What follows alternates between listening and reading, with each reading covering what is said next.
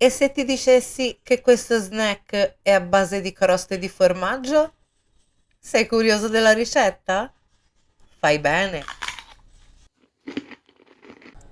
Ok, lava le croste del formaggio e successivamente valle a tagliare in strisce di circa 1,5 cm. Mi raccomando, usa un coltello ben affilato e stai attenta alle dita. Successivamente le andiamo a tagliare in pezzetti più piccoli in modo da renderli a misura di bocconcino. Sarà un ottimo aperitivo per te e i tuoi amici. Semplice, veloce, ma anche sfizioso, goloso e leggero.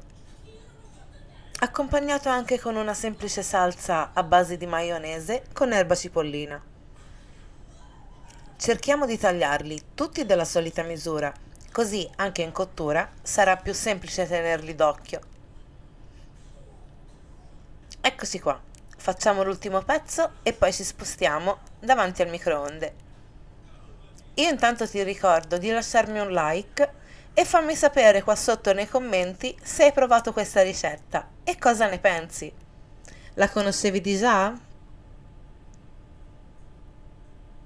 Ok, manca l'ultimo e possiamo andare. Posiziona i tuoi pezzetti di crosta di formaggio in modo uniforme, in modo che non si appiccichino. Vai alla massima temperatura per 2 minuti e 30 e la magia ha inizio. Voilà! Eccoli! Sono pronti! È il massimo della croccantezza, della golosità e della leggerezza.